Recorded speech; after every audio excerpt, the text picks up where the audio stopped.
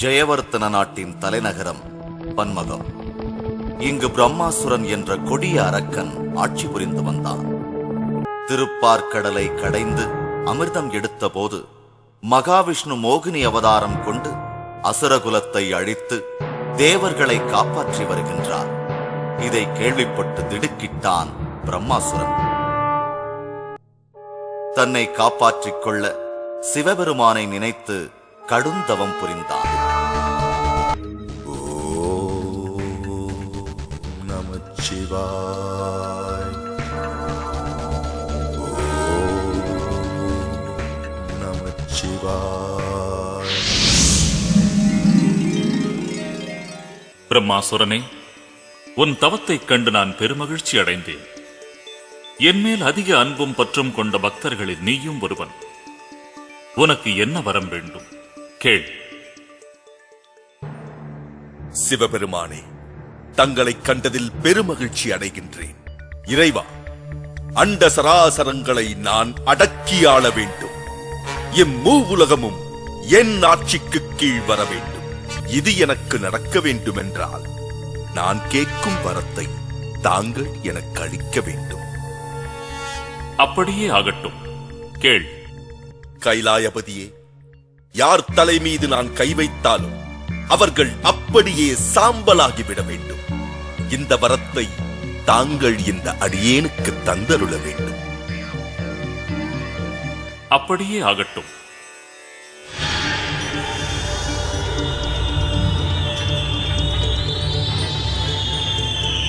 வஞ்சக நெஞ்சம் கொண்ட அசுரனோ வரம் கிடைத்ததை எண்ணி மகிழ்ச்சி அடையாமல் ஒரு கணம் சிந்தித்தான்.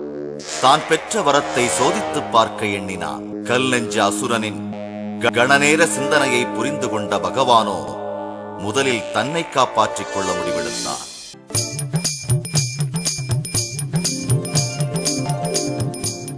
நாரதரே, நில்லுங்கள். ஏன் இந்த ஓட்டம்? யாரது? ஓ, விஷ்ணு பகவானா?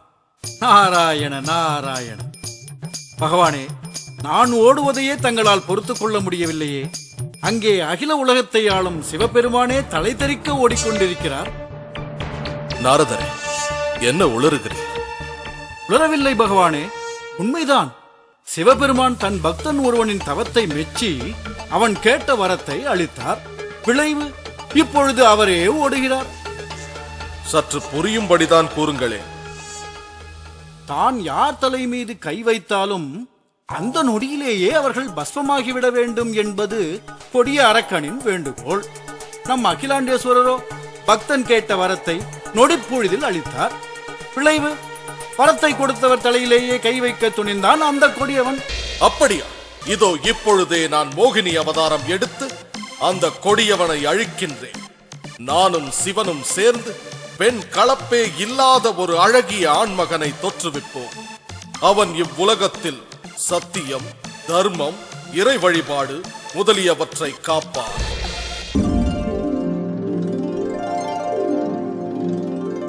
நாராயண நாராயண.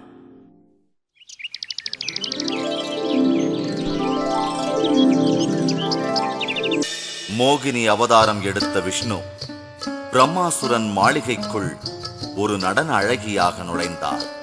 அங்கே நடனமாடி அசுரனின் மனதை கவர்ந்தார்.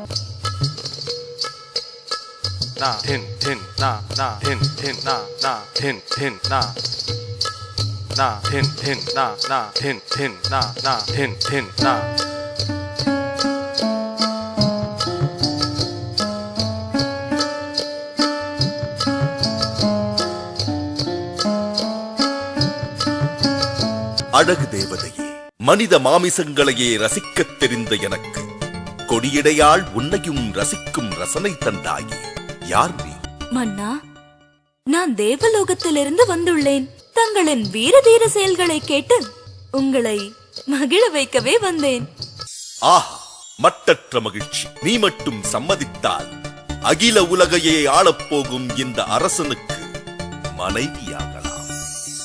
மன்னா, அண்ட சராசரங்களை ஆளும் கடவுள்களையே அழிக்கும் வரம் பெற்ற தங்களை மணக்க யாருக்குத்தான் ஆசை இருக்காது? ஆனால் எனக்கென்று ஒரு லட்சியம் உள்ளது. லட்சியம்? ஆ, அதை அலட்சியப்படுத்துபவன் அல்ல இந்த பிரம்மாசுரன். எங்கே கூறு பார்க்கலாம். என்னுடன் போட்டியிட்டு நடனமாடி வெற்றி பெறும் ஆண்மகனையே கணவனாக அடைய வேண்டும் என்பதே அது. சற்று கடினமான ஒன்றுதான். இருந்தாலும் ஆடி பார்ப்போம்.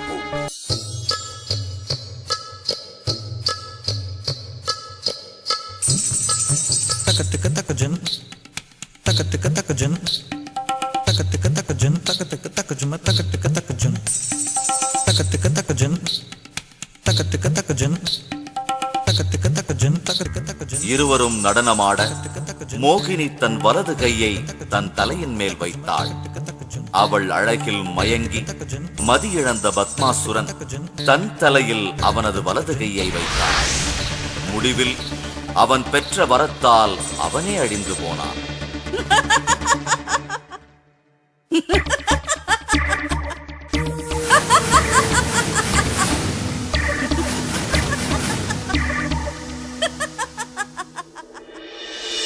மோகினியின் கார்மேக கூந்தலும் மான்விழி கண்களும் முக்கண் முதல்வனை காதல் வயப்பட செய்ய இருவருக்கும் ஒரு ஆண் குழந்தை பிறந்தது. பூமியில் தர்மத்தையும் நீதியையும் நிலைநாட்ட அந்த தெய்வீக குழந்தையை பம்பை ஆற்றங்கரையில் விட்டுவிட்டு இருவரும்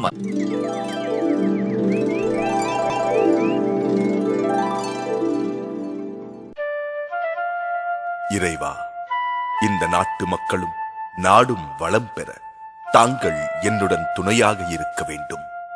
எனது நீண்ட நாள் துயரம் தீர தாங்கள்தான் எனக்கு அருள் புரிய வேண்டும். எனக்கு பின் என் நாட்டை ஆள ஒரு வாரிசு உருவாக்கித் தர வேண்டும். மன்னர் ராஜசேகரன் வேட்டையாட கிளம்பினார். சலசலக்கும் பம்பையாற்றின் சத்தம், குளிர்ந்த காற்றை பூமியெங்கும் தவழவிட்டு வானத்தை தொட்டு நிற்கும் மரங்கள், செவ்வானம் சிவக்க துள்ளி எழுந்தான் சூரியன்.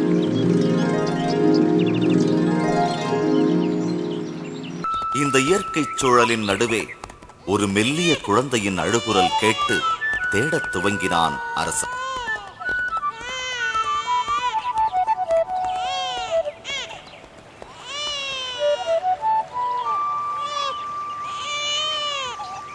என்ன இது? கொடிய மிருகங்கள் உலவும் இக்காட்டில் பச்சிளங்குழந்தையா?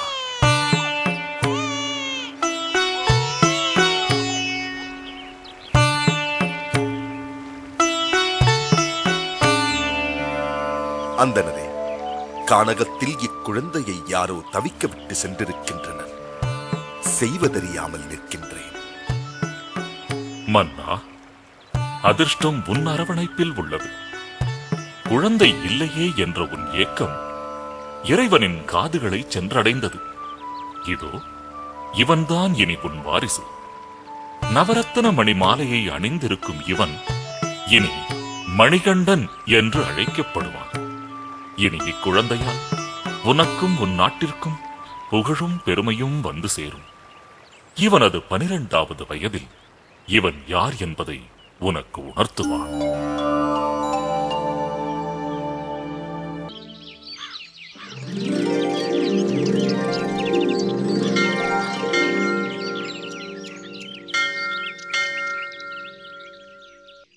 மணிகண்டன் குருகுலத்தில் வேத சாஸ்திரம் மற்றும் புராணங்களை கற்றுத் தேர்ந்தான். வில்வித்தை,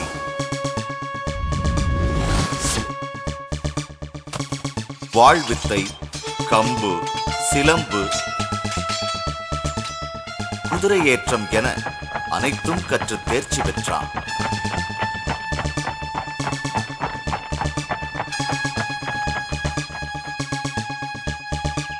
மணிகண்டா, உன்னை போன்ற மாணவன் எனக்கு கிடைத்ததில் நான் பெருமை அடைகின்றேன்.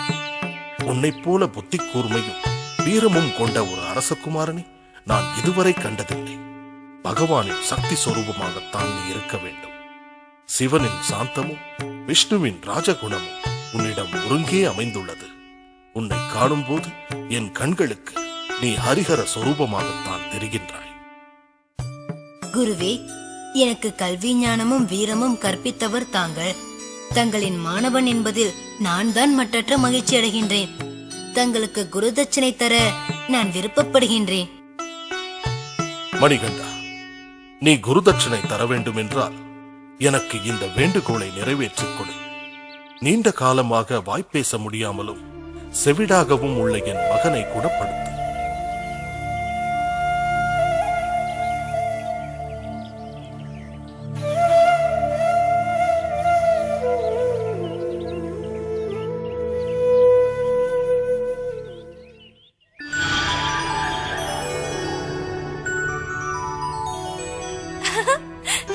சுவாமி, சுவாமி, என்னால் இப்பொழுது பேச முடிகின்றது. என் காதுகளும் கேட்கின்றது. நன்றி, மிக்க நன்றி.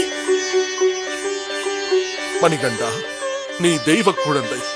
பிறவியிலேயே செவிடாகவும் ஊமையாகவும் இருந்த என் மகனை குணப்படுத்தினாய். நீ வணங்கத்தக்கவன். நாட்கள் ஓடின, வருடங்கள் கடந்தன. மணிகண்டனின் வளர்ச்சியைப் போல் பந்தளமும் செல்வத்தோடும் செழிப்போடும் வளர்ந்து வந்தது. மன்னர் அந்தணர் கூறியதை எண்ணி தன் மகனை பார்த்து பிரமிப்பும் பெருமையும் அடைந்தார். ஆனால் மன்னரின் வலது கையாக இருக்கும் அமைச்சருக்கோ இது வெறுப்பை வளர்த்தது. இதற்கிடையில் அரசி கருவுற்றாள்.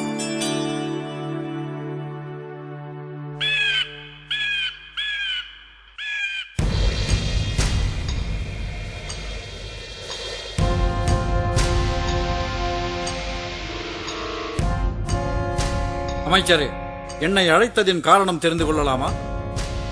காரணம் காரியம் இல்லாமல் நான் எதையும் செய்ய மாட்டேன் என்பது தங்களுக்கு தெரியாதா? நன்றாக தெரியுமே.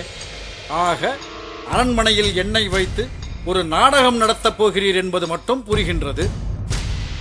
புத்திசாலி வைத்தியர். வைத்தியராக இருக்க வேண்டியவன் அல்ல நீ. இந்த நாட்டின் தளபதியாக இருக்க வேண்டியவன். அமைச்சர் போடும் புதிரை பார்த்தால் ஏதோ பெரிய சதி இருப்பது தெரிகின்றது. வைத்தியரை நன்றாக கேளுங்கள். நீங்கள், நான், அரசி மூவரும் சேர்ந்து இந்த மணிகண்டனுக்கு முடிவு கட்ட வேண்டும். நன்றாகத்தான் இருக்கின்றது. ஆனால் நீங்கள், நான், சரி, அது எப்படி அரசி? அவர்கள் மணிகண்டன் மீது அலாதி பிரியம் கொண்டவராயிற்றே. முட்டாள் வைத்தியர். அதனால்தான் நீ வைத்தியன், நான் அமைச்சர். சற்று முன்தான் தளபதி என்று, ஆனால் இப்போது அரசியோ கருவுற்றிருக்கின்றாள். இப்பொழுது அவளிடம் சென்று அரசர் மணிகண்டனுக்கு முடிசூட்டினால் நீங்களும் உங்கள் சொந்த மகனும் நாளை நடுத்தருவில் தான் என்றால் ராமாயணத்தில் கூனிப்பிடியில் இருந்த கைகேயி மாதிரி அல்லவா மாறிவிடுவாள்.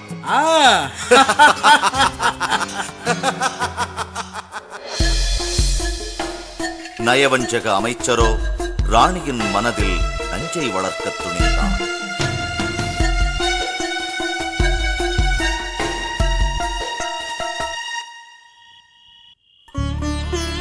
வஞ்சகர்களின் நாடகம் அறியாத மன்னர் தன் மனைவி கடுமையான வயிற்று வலியில் அவதிப்படுகிறாள், அவளை காப்பாற்ற என்ன செய்வது என்று கலங்கிக் கொண்டிருந்தார். அதே சமயம் சூழ்ச்சிகார வைத்தியன் உள்ளே வந்தான்.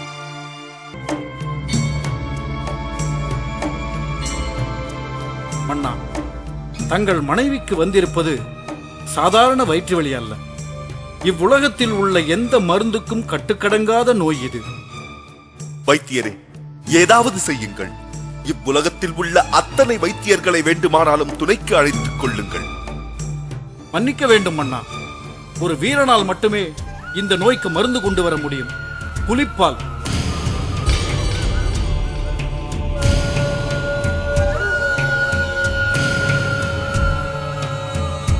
ஆமண்ணா, புலிப்பால்.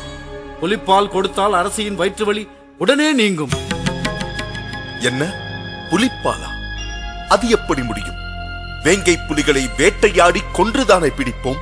ஒரு புலியிடம் சென்று பால் கறப்பதென்பது சாத்தியமில்லாத ஒன்றாயிற்றே.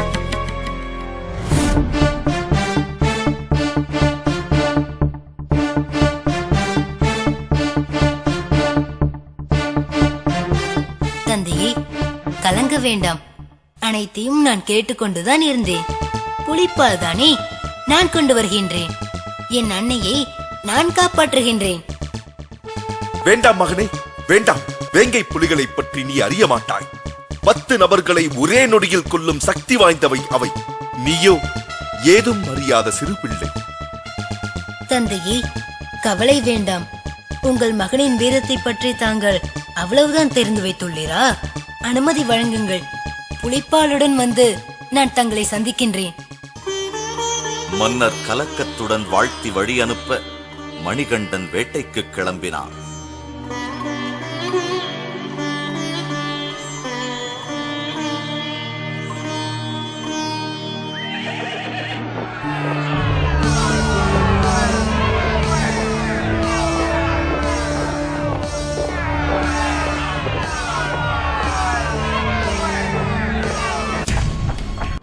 கைலாய மலையில் வீற்றிருந்த சிவபெருமான் மணிகண்டன் 12 வயது முடிந்து பந்தள நாட்டிலிருந்து கானகம் புறப்பட்டு விட்டான் என்பதை ஞான திருஷ்டியில் பார்த்து கண்விழித்தார்.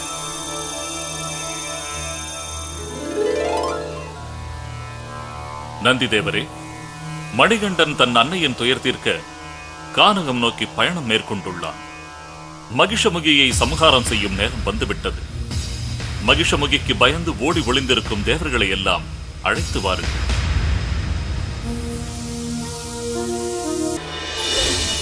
தேவர்களே, உங்கள் துயர் தீர்க்கப்படும்.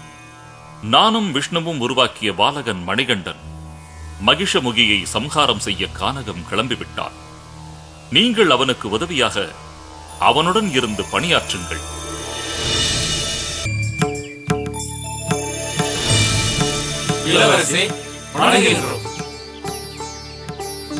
ஓ, தேவர்களா?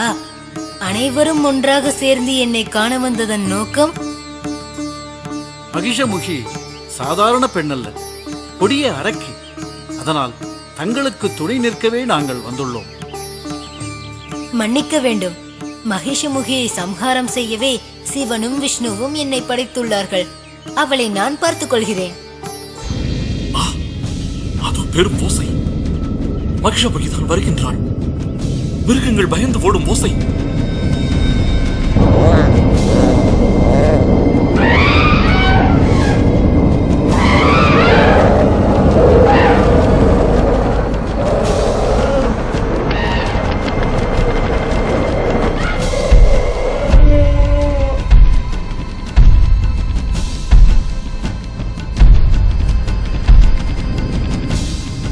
பூமியை அதிர வைக்கும் நடை.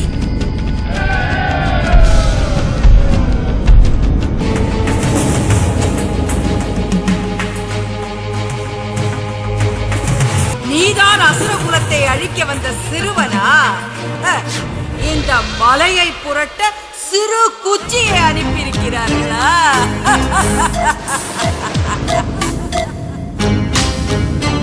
உன் ஆணவம் அழியும் நேரம் வந்துவிட்டது. என்ன? என்னிடமே வீரம் பேசுகின்றாயா? இதோ நொடி பொழுதில் உன்னை தும்சம் செய்கின்றேன்.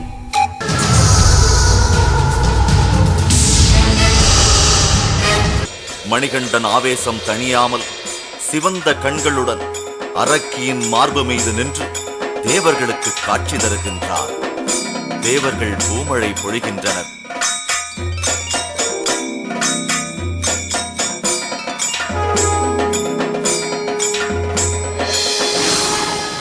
ஐயனே, நன்றி. நான் சாப விமோச்சனம் அடைந்தேன். என்னை மீண்டும் பெண்ணாக மாற்றினீர். ஆம் பெண்ணே, போன பிறவியில் உன் கணவன் தத்தன் விருப்பத்துக்கு மாறாக நடந்து அவன் கோபத்திற்கு ஆளாகி அரக்கியாக வாழும் சாபம் பெற்றாய். உன் சாபம் இப்பொழுது நீங்கியது. இறைவா, நன்றி. எல்லா மனிதர்களைப் போலவே நானும் இல்லற வாழ்க்கை வாழ ஆசைப்படுகின்றேன். எனக்கு சாப விமோச்சனம் அளித்த தங்களையே திருமணம் செய்து கொள்ள விருப்பப்படுகின்றேன். மீண்டும் மனித இச்சையிலிருந்து விடுபடாமல் அதே தவறை செய்ய நினைக்கின்றாள் லீலா.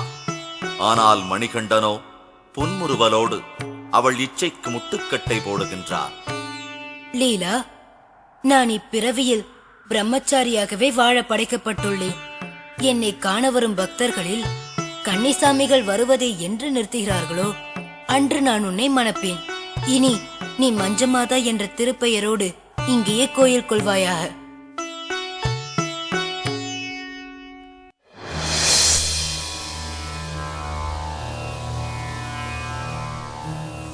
தந்தையே, தங்களின் கட்டளைப்படியே மகிஷமுகியை நான் சம்ஹாரம் செய்துவிட்டேன். இப்பொழுது தேவர்களும் முனிவர்களும் அவளை பற்றி பயமின்றி அமைதியாக இருப்பார்கள். இனி இம்மண்ணுலகில் நான் செய்து முடிக்க வேண்டிய வேறு கடமைகள் என்ன? மணிகண்டா, பந்தள மன்னர் ராஜசேகரன் சிறந்த சிவபக்தர். சிவனடியாரை போற்றி அவருக்கு நீயே ஞான உபதேசம் செய்து முக்தியளிக்க வேண்டும். ஐங்கரனுக்கும் ஆறுமுகனுக்கும் தம்பியாக அவதரித்த ஐயனாதலால் ஐயப்பன் என அழைக்கப்படுவாய் நீ. இந்திரன் வேங்கை புலியாக மாறி உன்னுடன் வருவார். தேவர்கள் நூற்றுக்கணக்கான புலிகளாக மாறி உன்னுடன் பந்தளம் வருவார்கள். காட்டிலிருந்து பந்தளம் நோக்கி புறப்பட்டான் மணிகண்டன். அப்பொழுது வேங்கை புலி மேல் அமர்ந்து வரும் மணிகண்டனை பார்த்து மிரண்டு அதன் மேல் அமர்ந்திருந்தவனை கீழே தள்ளி தலைதெறிக்க ஓடி மறைந்தது ஒரு குதிரை. யார் நீ? மனித நடமாட்டம் இல்லாத காட்டில் என்ன செய்கின்றாய்? என் பெயர் வாவர், கொள்ளைக்காரன். ஓ, அந்த கொள்ளைக்காரன் நீதானா? அப்பாவி மக்களை பயமுறுத்தி பணம் பறிக்கும் நீ மிருகத்தை விட கொடியவன். ஏழை மக்களை ஏய்த்து பிழைக்கும் பணக்காரர்களிடமிருந்து கொள்ளையடித்து ஏழை மக்களுக்கே அளிக்கின்றேன். இது தவறா? பணக்காரர்களில் யார் நல்லவர்கள்? ஒருவரையாவது காட்டுங்கள், பார்க்கலாம். ஏன் இல்லை, நான் இருக்கின்றேன். நான் பந்தளத்து அரசகுமாரன். என்னிடம் செல்வத்திற்கு குறையில்லை. நான் ஒருவருக்கும் தீங்கு செய்ததில்லை. மன்னிக்க வேண்டும், தங்களை பற்றி கேள்விப்பட்டுள்ளேன். என் தவறை திருத்திக் கொள்கின்றேன். எப்பொழுது நீ உன் குற்றத்தை உணர்ந்தாயோ அப்பொழுதே நீ என் நண்பனாகி விட்டாய். என்னை வணங்க வரும் பக்தர்கள் உன்னையும் வணங்குவார்கள். உருமல் சத்தத்தோடு ஆர்ப்பரித்து வரும் புலிக்கூட்டத்தின் நடுவே மணிகண்டன் வேங்கை புலி மீது அமர்ந்து தெய்வ கடாட்சமாக அரண்மனை நோக்கி வந்தான். வரவேண்டும், வரவேண்டும். மணிகண்டா, நீ என் மகன் மட்டுமல்ல, 12 ஆண்டுகளுக்கு முன் அந்தனர் கூறியது போல் நீ ஒரு தெய்வப் பிறவி. மன்னிக்க வேண்டும் இளவரசே.